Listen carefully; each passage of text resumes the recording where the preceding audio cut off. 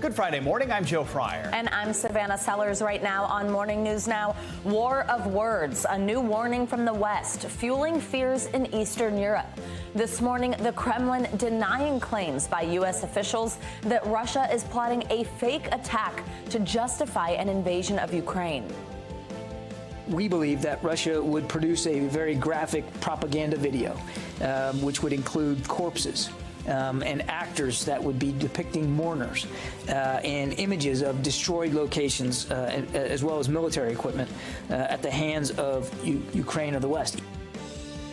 This as thousands of American troops move closer to the Ukraine border. We have team coverage from D.C. to Kyiv. Pummeled, tens of millions of Americans waking up to a wintry mess. This morning, power outages and treacherous travel conditions from a major storm system stretching from the Midwest to the Northeast. Heavy snow and dangerous ice in some areas, the threat of tornadoes in others. We have complete coverage this morning. Critical need and urgent plea by the Red Cross as it faces its worst blood shortage in more than 10 years. How it's forcing doctors to make difficult decisions about care. And let the games begin. The 2022 Winter Olympics officially underway in Beijing. The opening ceremony kicking things off this morning. We'll bring you the highlights, the excitement, and the controversy. Plus, a big win already for Team USA. Already racking up those wins. Yeah, exactly. And you're in your Olympic best this morning. Olympic spirit this morning. morning. I like it. That was a good call. All right, we begin this morning, though, with the tension and drama continuing to unfold along the Russia-Ukraine border. The U.S. is now accusing Russia of planning to use a fake video as an excuse to invade, a video that would use actors to fabricate an attack by Ukrainian forces. This is the second time in the past month that Western officials have publicly released intelligence designed to thwart a Russian disinformation campaign. Last month, British officials said the Kremlin was developing plans to install a pro-Russian leader in Ukraine. The State Department says it's confident Russia could move forward with this new plan. The United States has information that Russia is planning to stage fabricated attacks by Ukrainian military or intelligence forces as a pretext for a further invasion of Ukraine. We don't know if Russia will necessarily use this or another option in the coming days. Now, while the Kremlin is denying the accusations, Russian President Vladimir Putin is in China this morning for the Olympic opening ceremonies. He met with China's president just a few hours ago. Meanwhile, about 2,000 troops from Fort Bragg, North Carolina, are now on their way to Eastern Europe to help NATO as Russia builds up its military along Ukraine's border. NBC News correspondent Aaron McLaughlin is in Kyiv, Ukraine, and NBC News White House correspondent Carol Lee has the latest on the U.S. response from D.C. Carol, let's start with you. How does this false flag plan work? What is the U.S. accusing Russia of doing? Well, Joe, they're accusing Russia of a very elaborate plan to essentially fake an attack by Ukrainians on Russian speakers in Ukraine. And the U.S. is saying this is something that would be very graphic, that they would literally have actors, Russian speakers playing mourners in this, that there would be fake corpses in what they say would be a video designed to then put out and give them a pretext for invading Ukraine. And the reason U.S. officials say that they are disclosing this alleged plot is because they're trying to deter Russian President Vladimir Putin from actually going through with this. Take a listen to Deputy National Security Advisor John Feiner.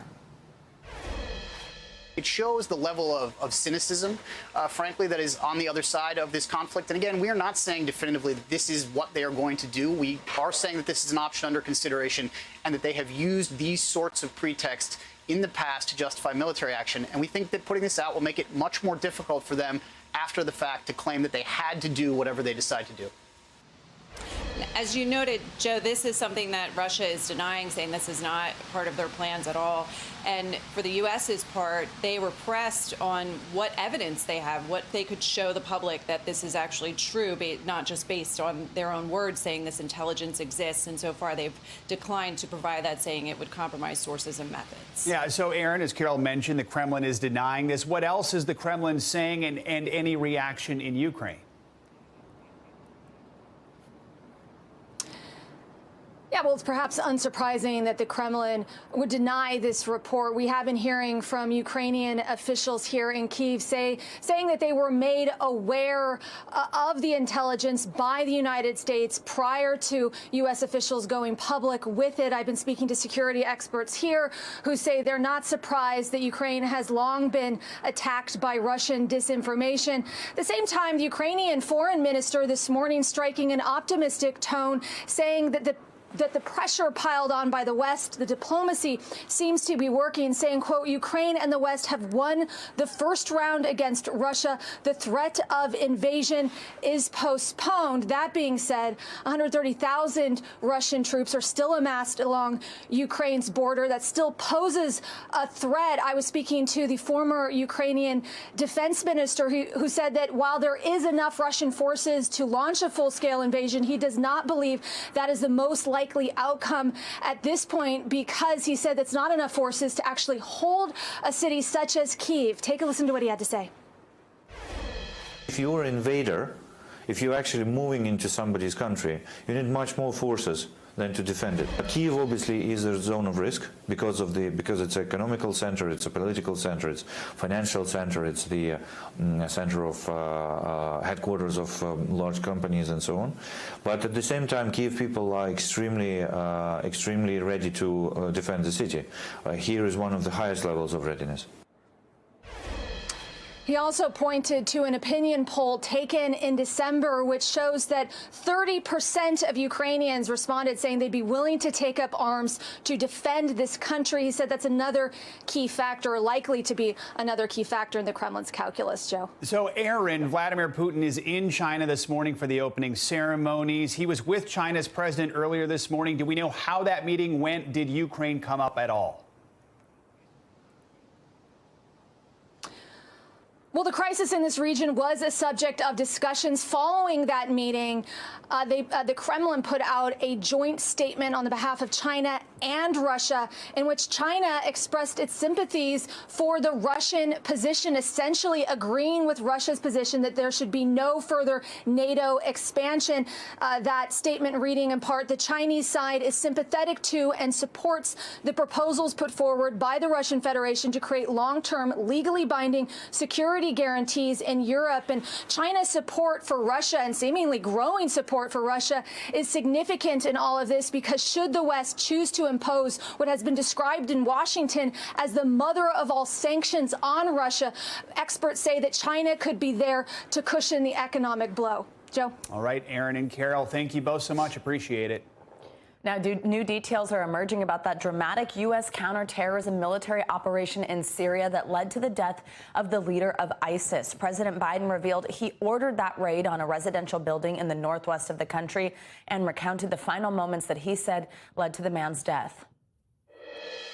As our troops approached to capture the terrorist, in a final act of desperate cowardness, he, with no regard to the lives of his own family or others in the building, he chose to blow himself up, not just to the vest, but to blow up that third floor, rather than face justice for the crimes he has committed, taking several members of his family with him, just as his predecessor did. NBC News senior international correspondent Keir Simmons joins us now for more. Hey, Keir, good to see you. So we learned some other key details on the raid from the president yesterday. Tell us what else we know about what happened here and who this man was. Hey, Savannah. Well, yeah, we have something of a TikTok of exactly what played out. It was about 1 in the morning local time when this raid started. It took around 2 hours. It was supported by helicopters. There was, according to witness accounts, around 45 minutes where there were loudspeakers used trying to urge people who were innocent or women and children to come out of the building that was being targeted by those U.S. Special Forces. About 45 minutes in, we believe, is when the ISIS leader detonated that bomb, killing himself and members of his family. Now, Ibrahim al-Hashimi al-Qurayshi was the former leader of ISIS over a period of years. He took over from Bakr al-Baghdadi, who was more well known, honestly, and it is likely that ISIS will be looking for another leader. This raid, successful, the president said. There were clearly moments of tension. For example, one helicopter had a technical fault and had to be blown up on the ground. But as the president said, all the Americans managed to get home safely. Yeah, I want to ask you about the future of ISIS, as you mentioned, in just a moment. But first, reports on the ground from first responders and other groups did mention these multiple civilian casualties. What has the administration said on that front, other than that Americans are safe? Yeah, you know, listen, there is a monitoring group here in the UK there's a monitoring group here in the UK that is reliable, and it says it has reliable sources that are telling it that 13 people died, that many were women and children. Now, the US has said that those casualties were all members of the ISIS leader's family. It's not clear yet whether that's really the case. Inevitably, it's dark. A lot is happening. It's difficult to get to the exact facts, and particularly in a region like this that is unreachable for most journalists. So it may take time. I suspect there will be a back and forth about exactly what happened over the days ahead. And Keir, quickly on this last one, what you just mentioned a moment ago, the potential of there being another leader. Experts had believed that this was sort of a revival of ISIS under this last leader that was just killed. Yeah. What does the administration say about that? And is the group still this big threat that it once was?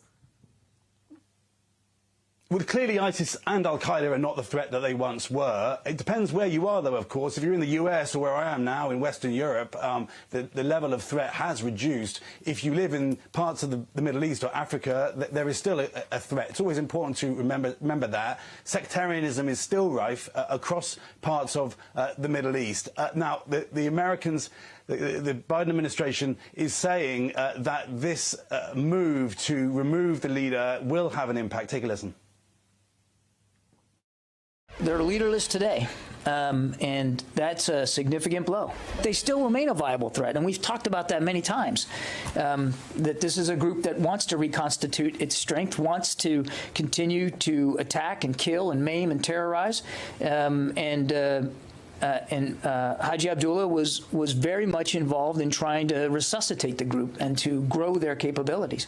They remain, as we've said many times, they remain dangerous.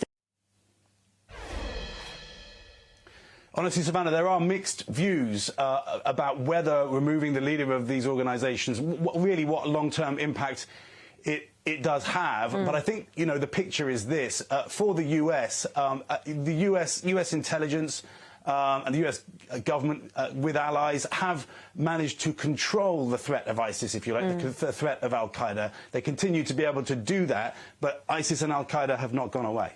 Yeah, but these counterterrorism operations do continue under our leadership. Keir Simmons, thank you so much for the latest here.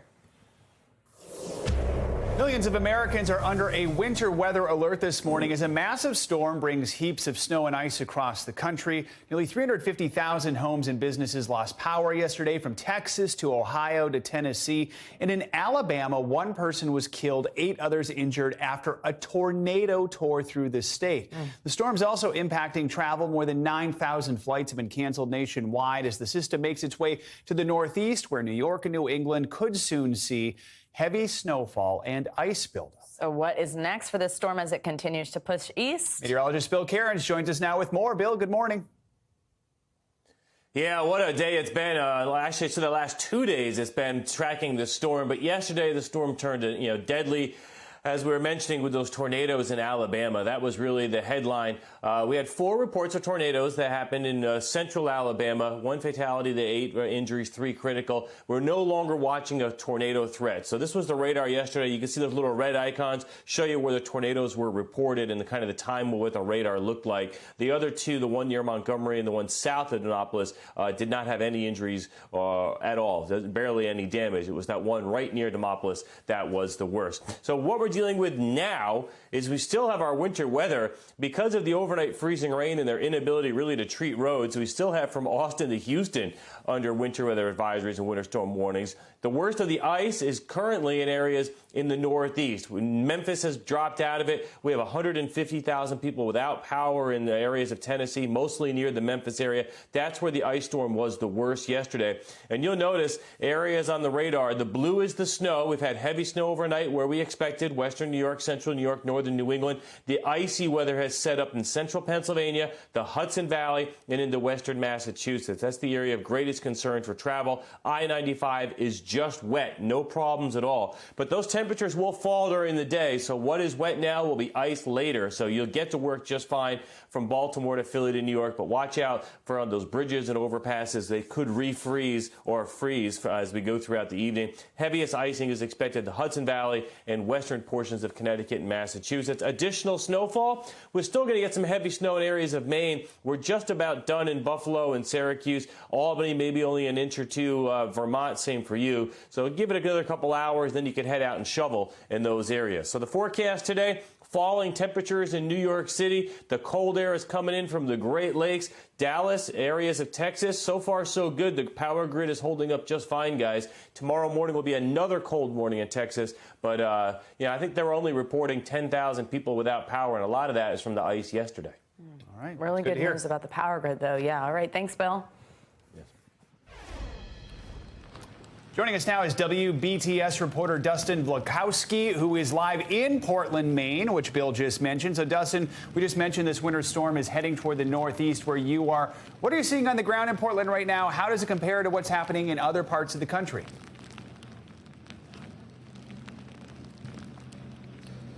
Well, guys, we're going to see a little bit of everything today, and in some ways we're already seeing a lot of it. This actually is all sleet. It's not snow. We had powdery, dry snow during the blizzard that happened last weekend, but this is a different type of material altogether. Mainers are used to handling snow, getting snow plows out and clearing roads, managing to go most places even when there's bad weather, but this is a totally different type of scenario because it's hard to plow this stuff. You can see how it's bouncing off the top of the roof of the car here, so it's really more of a sleet, ice type substance. And as we were talking to a plow guy who was trying to clear this parking lot, he actually had just come through here a few minutes ago. He said that this is like trying to plow marbles. So that gives you an idea of how difficult it is to remove. So what does that mean for impacts in places like Maine today? It means that there's a bunch of canceled flights at the Portland International Jetport. It means that people are having a tough time getting to work this morning because unlike that Saturday storm, folks do have to get to some workplaces today. Fortunately, there are a lot of schools closed. That's going to help keep teachers and educators home during the day today, as well as students. We also have some closures of courthouses, libraries, other types of public buildings. So that'll, again, help keep some people off the roads, which are expected to look a lot like this during the day today. So we'll be checking in on this throughout the day today for you and keeping an eye on things here in New England. But for now, live in Portland, Maine, I'm Dustin Blakowski. All right, like plowing marbles. It's quite the visual there. Dustin, thank you so much. Thank you for being in sleet and ice for us. And now, speaking of extreme weather, this is a wild story out of California. 2 people were rescued from their snowed-in cabin after they'd been trapped there for almost 2 months. In this video from California Highway Patrol, you can see all that snow. The Sierra County Sheriff's Department said someone called asking to be rescued because they were running out of supplies. Downed trees and snow kept them stuck inside since December 6th. Blocked roads meant deputies couldn't get to the couple on the ground, but luckily a helicopter was able to land near the cabin and get them out, and their dog, by the way, safely. So they spent Christmas there, New Year's, you name it. I have a lot of questions about that one. Yeah, All right, let's talk about the Olympics. They're finally here. The opening ceremonies for the 2022 Winter Games officially kicking things off this morning. It's the second time the Games will be held in Beijing in less than 15 years. Of course, the last time was for the Summer Olympics. But between these strict COVID protocols and diplomatic boycotts, the 2022 and 2008 Olympic Games will feel worlds apart. Here with a look at what we can expect is Washington Post sports reporter Les Carpenter. Good morning. Thanks for being with us. Hey there, how's it going today? So the opening ceremonies... It's nighttime here, so I guess more... Yeah, yeah, no kidding. Yeah, so the opening ceremonies are underway this morning. They'll re-air this evening. What should we be watching out for? What are you most excited to see? Well, so I'm in the basement of the media center where our offices are, and you can kind of see the stairwell behind me. As I've been sitting here, I could hear the booms of fireworks. So I can tell you at least you should be looking out for a lot of fireworks, and they're going to be loud fireworks. But I do think it'll be a big show. I think it'll be spectacular. I think this is, 2008, they had a spectacular show here. I think that kind of fits the vibe that China wants a little bit with these Olympics. These are big shows for China to show to the rest of the world what it has accomplished, what it thinks it can accomplish with this Olympics. So I think the show that they'll put on tonight will kind of reflect that. Les, first of all, thanks for being so committed to our show that you're down there in your workspace and not catching the fireworks live. We really appreciate you being with us. Now, some of the events have already kicked off, so if people are just starting to pay attention today, what have they missed at this point? The biggest thing that they've missed is Nathan Chen, the star American figure skater. Remember in 2018, when he was just 18 years old, he went in Pyeongchang, kind of uncertain about it.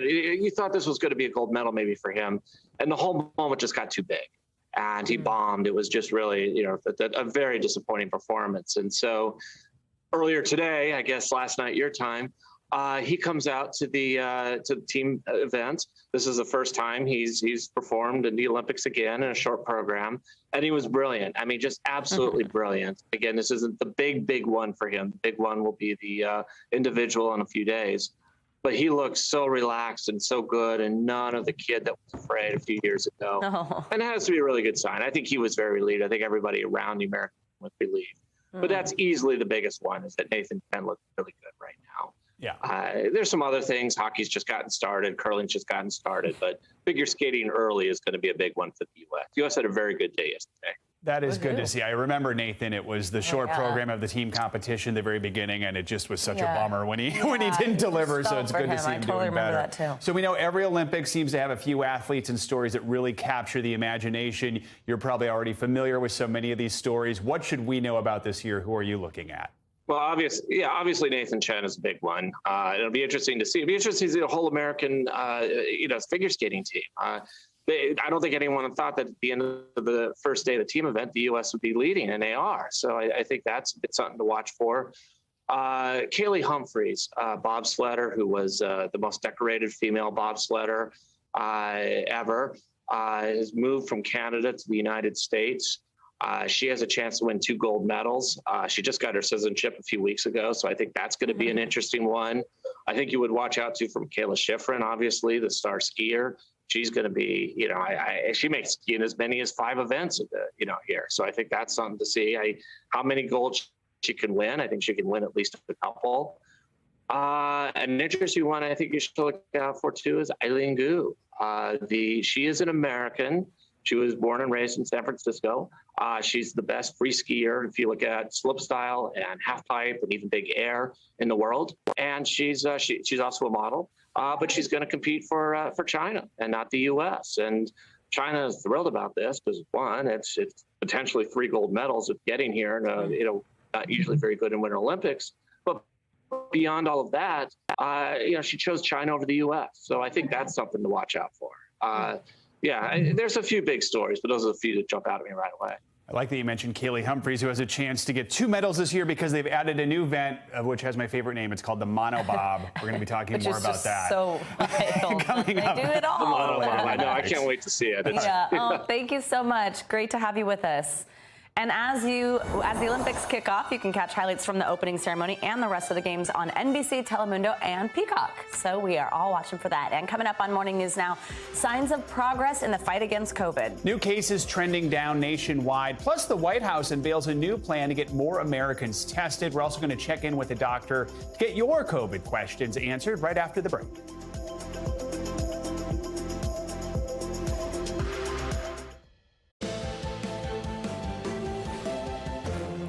Welcome back. The Biden administration has announced a new policy to make at-home COVID tests more available to Americans. Yeah, Medicare policyholders will now be able to pick up 8 tests a month for free. And this is the first time that Medicare has covered an over-the-counter test at no cost to beneficiaries. The move comes as cases across the U.S. continue to decline, showing promising signs that Omicron may be retreating. But CDC officials warn it's not the time to start relaxing COVID protocols just yet. Experts still urge everyone wear a mask, get vaccinated, and get tested regularly. NBC News medical contributor Dr. Kavita Patel joins us now for more. Hi, Dr. Patel. Great to have you with us. So let's start with these at-home test kits. I mean, will this close some of these inequities we've seen during this pandemic and also just make things easier in general since they've been tough to get your hands on? And how's this going to help us better fight COVID in a general sense? Yeah, Savannah, it is a very big deal. This is something Medicare has never been able to do before by law, not because they weren't willing to. So this will help the most vulnerable population, people over the age of 65, which has been affected disproportionately. I think that in terms of inequities, though, there's still a lot of room to go because people who don't speak English or who have a hard time reading these instructions. So it's a great start, and it's incredibly critical that we have these access to tests, not for today's surges, but really for just planning life for the rest of the year. Let's turn now to vaccines. San Francisco is breaking with the federal government guidelines by allowing people who got the Johnson & Johnson vaccine to get a second booster shot. What do you think of that decision? Yeah, look, I think that the science has been evolving, Joe, and I do think there's more and more evidence that as time goes on from your original shot, that your effectiveness of your vaccine just decreases. That's for all vaccines, including the Johnson & Johnson one. And now we have some of these mixing and matching studies that show that if you mix and match the Johnson & Johnson with the mRNA vaccines, you can get even better effectiveness. And so, yes, I agree that I've been recommending to patients that have had Johnson & Johnson to go ahead and get the full mRNA series. That's in line, by the way, with some of these NIH studies. So it is a little different than the national recommendations, but San Francisco might be setting a trend that about 15 million people who receive J&J, one of them sitting near you, could actually take up soon. I was wondering if you were going to mention it or if I was going to mention it because I can't help but say I love that I could call you and ask you questions about this, Dr. Patel. Now, finally, we have a viewer question for you. Mary from Florida wants to know, my sense of taste and smell are not what they used to be. I still don't smell some things that others do, and the taste of food is getting better, but it's still not as flavorful. Will my senses return to how they used to be? We're feeling for Mary. What do you say, doctor? Mary, this is I can't tell you how many people are in the same boat, and it is really hard because that is such a part of eating and life and just taking in the senses. Number one, average time for people to regain their sense of smell is about 3 weeks, and then it's still not 100% back to normal. Most people by 60 days feel like it's returned, both smell and taste, but even those lingering symptoms can last for several months. When should you see a doctor? If it's been several months and you're just still not back to normal, I would encourage you to see a doctor so that you can just get evaluated. It's likely that this will still continue to recover, but we don't want to have you feel so miserable for a long time. Oh, yeah, but that's a little bit of good news there, at least. Dr. Patel, always great to have you. Thank you so much. And now, if you have a question for one of our fantastic doctors, let us know. They are ready to answer them. You can email us. There it is on the screen. Morning News Now at NBCUNI.com. And please let us know if you want to stay anonymous.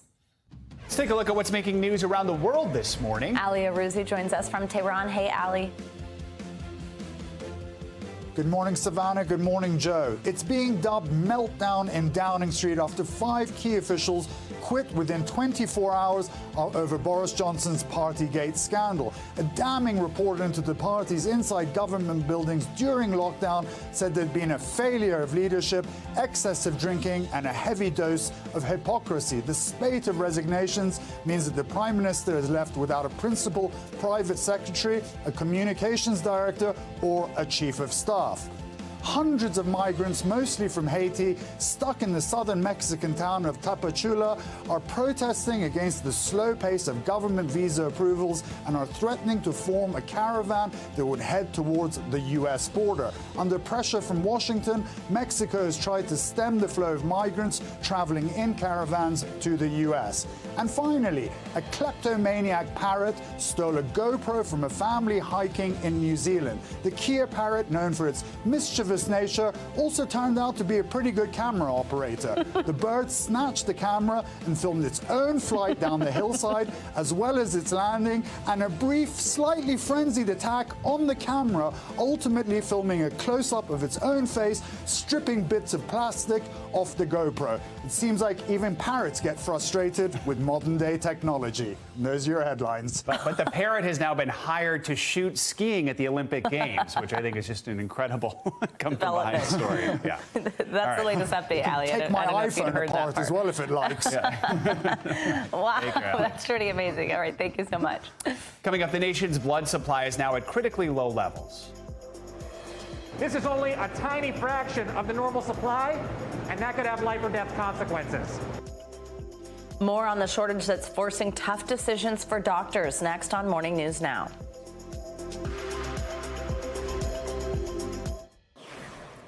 The color purple is coming back to the big screen with a star-studded cast. Fantasia, Taraji P. Henson, Halle Bailey, and Her will all star in the latest musical film version, which is an adaptation of Alice Walker's 1982 novel. Oprah Winfrey is producing. Of course, you'll remember Oprah starred in Steven Spielberg's original 1985 film. Spielberg will be a producer on this new project as well. After the success of the original movie, The Color Purple was adapted into a successful Broadway show featuring Danielle Brooks. Brooks will reprise her role as Sophia in this new upcoming movie. She scored a Tony nomination for that Broadway performance. Winfrey says the cast will start shooting next month in Georgia, and this new Color Purple should hit theaters in 2023. Did you ever see the Broadway Not the version that Broadway, came no, back? no. It's fantastic music. Cynthia Erivo stole the show, Oh won my a gosh, Tony well, for it. she's so good. And Yeah. I mean, you said it, but star-studded. Oh my goodness. And it's got Oprah and Spielberg involved.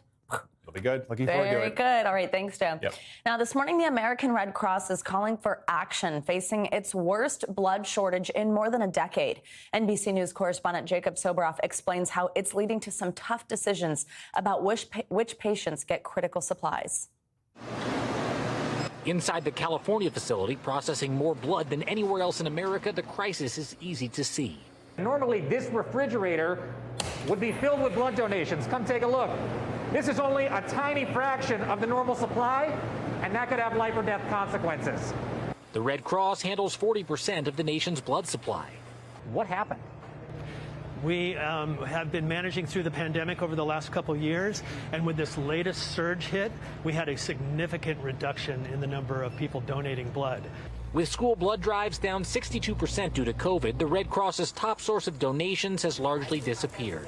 You're at a one-day supply of blood right now? One-day supply of blood. This LA Medical Center was forced to shut down its trauma unit for hours last month because of the shortage. The diminished supply across the country forcing difficult decisions about care. There have been instances where hospitals have had to either cancel elective surgeries or make really significant decisions based on the inventory that we have available. Andre Robinson runs this 24/7 operation.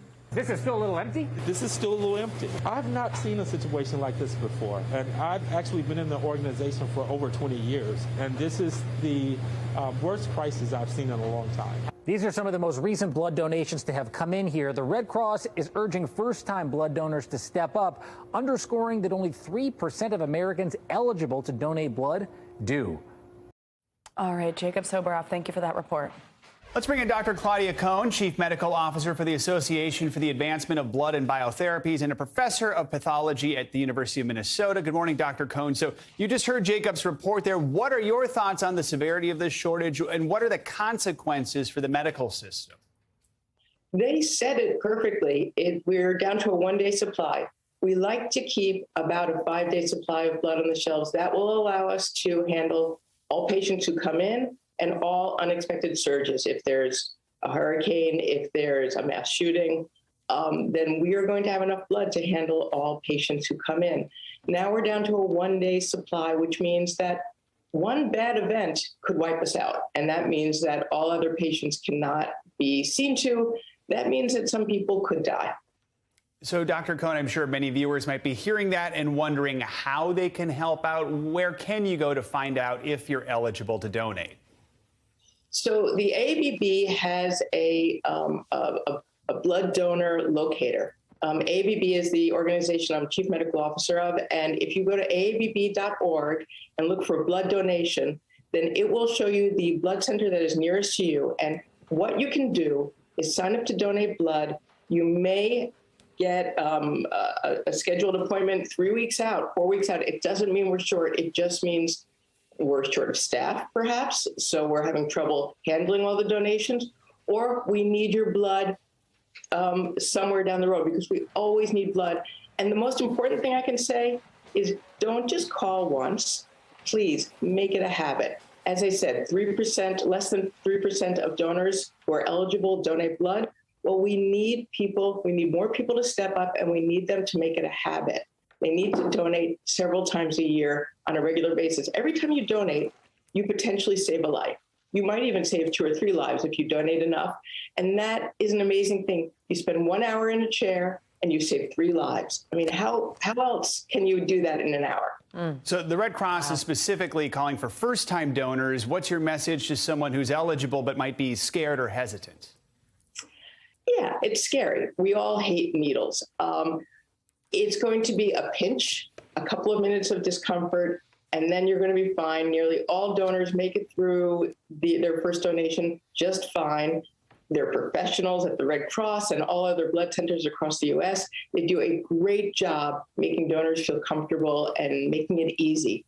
So get out of your comfort zone just a little bit, because the effort it costs you versus the benefit to patients who need blood is tremendous. Think about any of your loved ones who might need blood. Think of yourself someday who might need blood, and what if it's not there?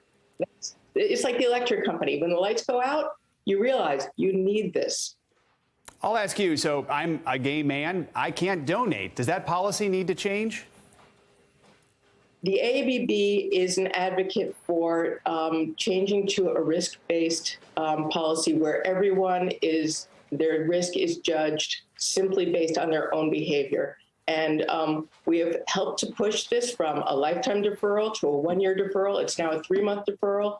The AABB believes that this should be reassessed. So yes, we want to allow men who have sex with men to be eligible to donate if they show that they have been in a monogamous relationship and are just as safe as a heterosexual donor who's been in a monogamous relationship. All right. Dr. Cohn, thanks so much for your time this morning. We really appreciate it. Thank you for having me.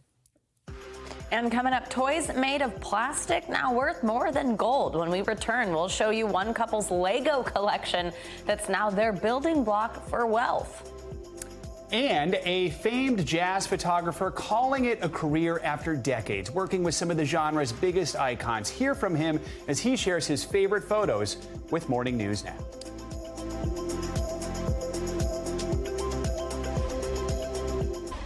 Welcome back. A popular childhood toy is now worth more than gold. Secondhand Lego sets are becoming a hot commodity, sometimes selling for thousands of dollars. NBC News Digital reporter Maya Eaglin introduces us to one couple capitalizing on their popularity. In a space where she could create anything, Emily created this. So let's say 10 years ago, is this something you could have imagined for yourself? No, not in any way. If you told me I would have a house with a decent sized master bedroom, but we used it for a Lego city room, I would think you were crazy. And then I met my husband and he kind of introduced me. Look how cute. If you had to pick one area here that was your favorite, what would it be? The downtown Ladyburg area. Since then, Emily has become a full-time content creator in Texas. Hey everyone, welcome back to my channel. I'm Emily and has asked us to leave her last name out to protect her privacy. She manages a YouTube channel all about the famous bricks. If you had to guess the retail price of all of your sets, what would you say? I would say probably between $30,000 or $40,000, and that's at retail. So of course, a lot of these have gone up in value. Experts say their collection could actually bring back a lot more if the couple decided to sell it.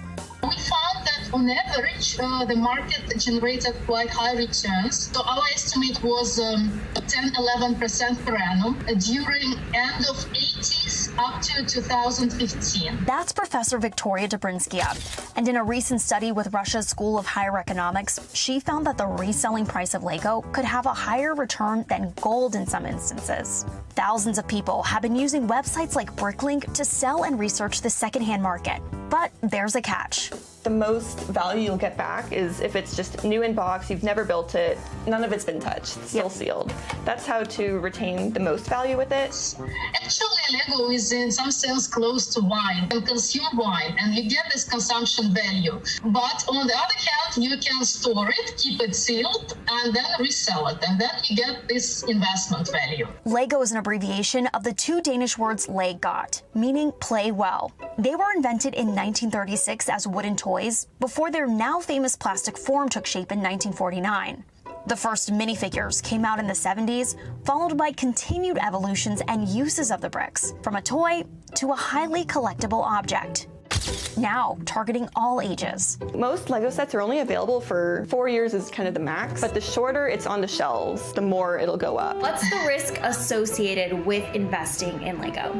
Lego Group starts to release the same set again and at a lower price, then of course the secondary market price will also decrease. A storm comes through, or you get flooded and all of your Lego boxes get ruined and wet, they immediately go down in value. Even with the risks and rewards, some collectors say the satisfaction of knowing the value of their sets is the biggest payoff. In 2013, Lego launched these blind bags line with a very special figure. There were only around 500 produced called Mr. Gold. Past month, I finally pulled the trigger and purchased him. It cost me around $2,500. Chris Lee is an engineering student and YouTuber who has a huge collection of Lego. He estimates the retail price of all of them are in the 6 figures. Chris, if you had to, would you ever sell your collection? To be honest, I don't think I would ever sell it. I think really the long-term goal is to one day be able to house it in some sort of larger space like a museum. I do kind of justify my purchases by saying, well, at least it goes up in value. You know, if something happens and one day I'm like, I don't like Lego anymore, right? I can sell it and I'll make a lot more back than what I spent. And this unexpected journey allowed Emily to connect other pieces in her life. It's definitely something that helped me COVID, just, being inside all the time and like finding a community through the internet and just like through YouTube and just sharing my love of Lego with others, but also being able to build with my husband. Like I've gotten my parents into it. It's something that I never thought I would enjoy.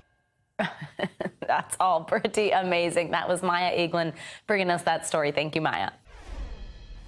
At 89 years old, photographer Herb Snitzer has seen a lot. In more than 60 years as a photographer, he's taken pictures of icons like Betty Davis and Tennessee Williams. He's especially proud of his work with some of the biggest names in jazz in the 1950s and 60s. Now diagnosed with Parkinson's, he sat down to look back on his career and share some of his favorite images with us. Went to New York in 1957. And found jazz. I was just taken by the music of these great musicians all coming together at the same time. I knew something was happening then, back early on. The world was changing. Things weren't going to be the same again. It wasn't easy at times, emotionally, but we struggled through, and we loved each other in those days. I struck up a very long association with Nina Simone. She was one of my most favorite people to photograph. She was not treated well by the jazz establishment, and it really upset me when she would get into situations which were just not very kind to her. And Nina had strong things to say about a lot of things, but I loved her. I just thought she was just so great and so powerful. It was so forceful to see Miles just become calm. He wasn't a nice guy. I say that with hesitation, but he made it difficult for people. But I was able to get some pretty good images, especially one in Newport Jazz Festival. He was standing with his eyes as wide open as you could have it because he was really tired. Well, I was working for Metronome. We were going to do a series of photographs on trumpet players.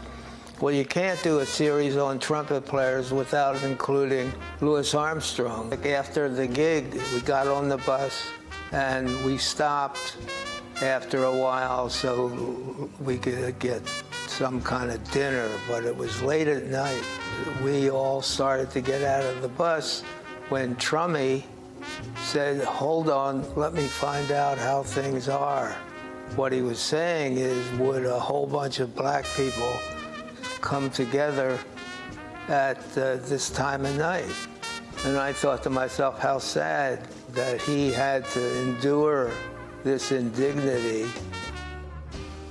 these musicians and artists that I have photographed over the years are real people with real desires and real wants and real hurts, that they just wanted to play their music.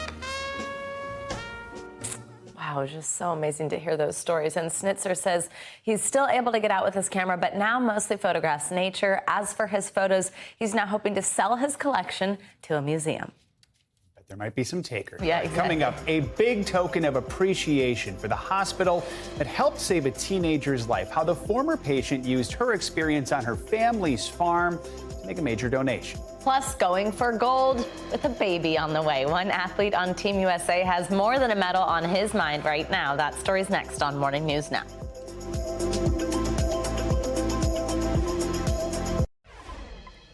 A Texas teenager who was diagnosed with brain cancer a few years ago wanted to show her appreciation for the doctors and nurses who helped take care of her while she recovered. Yeah, so here's what Maddie Barber did. She decided to auction off the pigs she'd raised on her family's farm at the annual livestock auction and donate the money she raised to St. Jude's Children's Hospital.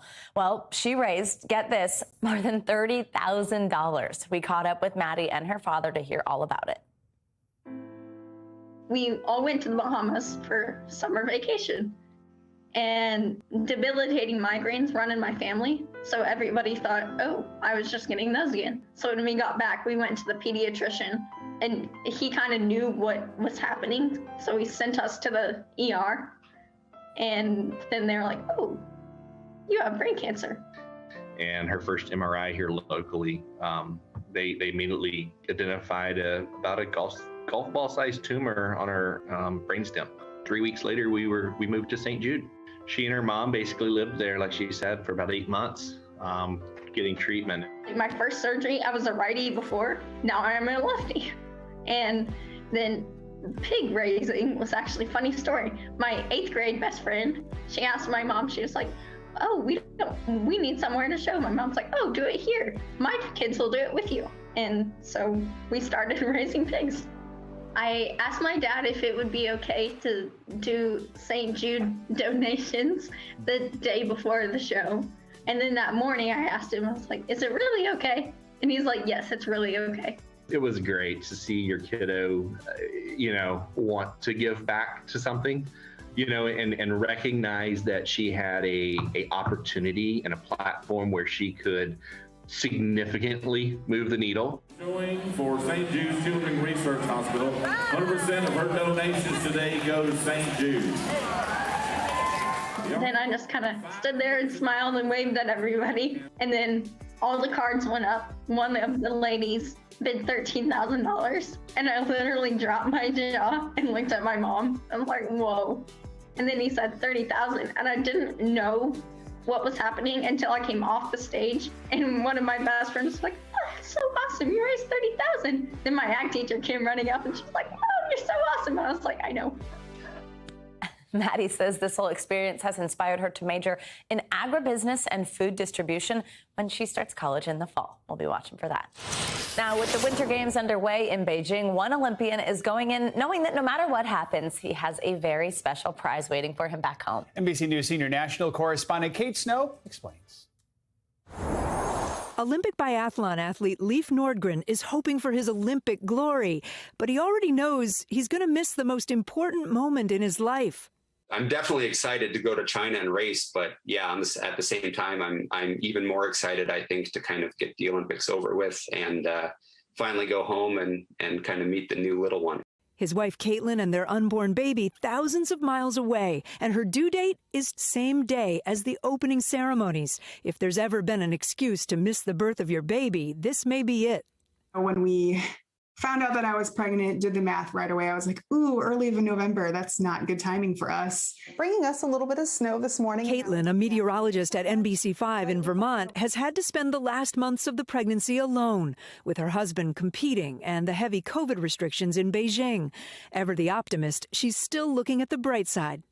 There's a silver lining to everything, and one of them may be the fact that he's essentially in a little bit of a lockdown, and therefore he will be a little bit more available to answer my phone calls and things like that. Leaf has trained for years to win the gold, but his biggest goal has now changed. 12 years of my life, like going after this, athletic dream, but the whole family and baby thing really puts everything into perspective. Caitlin has spent her third trimester as a solo act, preparing the nursery and rooting for her husband. She thinks these few days are a small sacrifice. Win or lose in Beijing, Leaf is coming home to his biggest prize. Medal would be great, but he'll be coming home to a baby, so that's even better, no matter what. Baby trumps medal. Yeah. That was Kate Snow reporting. Yeah, and with the games underway, NBC News Now is getting to know the stars of Team USA.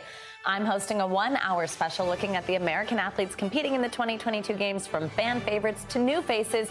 You can catch that tonight at 10 p.m. Eastern right here on NBC News Now, and several other times throughout the games and on demand on Peacock. We hope you'll tune in. Check it out. That does it for this hour of Morning News Now. But the news continues right now. Thanks for watching our YouTube channel. Follow today's top stories and breaking news by downloading the NBC News app.